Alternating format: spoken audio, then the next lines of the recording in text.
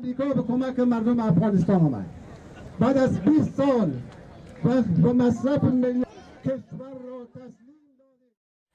News just coming in. Hundreds are protesting against the US President Joe Biden outside the White House for pulling out troops from Afghanistan. Protesters are also demanding sanctions against Pakistan for supporting the Taliban.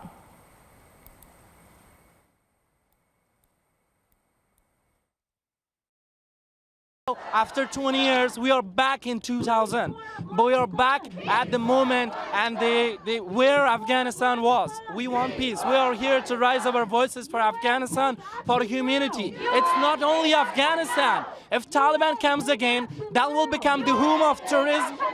Apologize. That will be room and home of terrorists again. There will be thousands of other Osama bin Laden. There will be thousands of other Mullah Omar, and they will start from Afghanistan. They will unite with Pakistan. They will go all the Central Asia, and they will treat again the nation of the world.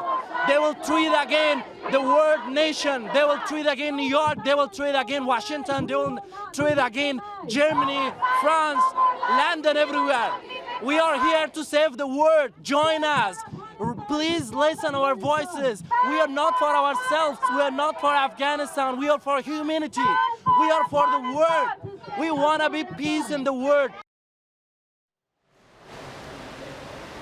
Nupur, we are seeing right now as massive protests are sweeping across Washington, D.C., especially outside the White House at this point of time, telling visuals on our screens earlier, showing how, the Afghan nationals, the Afghan community has gone on to protest against Biden's decision of a complete pullout from Afghanistan, the fallout which we all are seeing today, how Taliban has taken over Afghanistan, how Kabul is in danger at this point of time, especially the airport. So will there be a peace solution soon?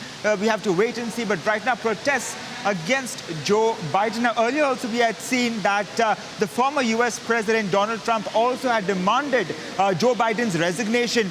Also earlier in a press conference, Biden has stepped back from taking any responsibility of the Afghan fallout, saying that it's up to the people to fight for their own country. It's up to the Afghan government. Now we have seen how the Afghan president had fled the country, and the aftermath of how Taliban has taken over Kabul and the rescue operations, the evacuations which are currently underway by US troops. And earlier also we had seen some of those scenes at the Kabul airport, those scenes how people wanting to want to flee the country.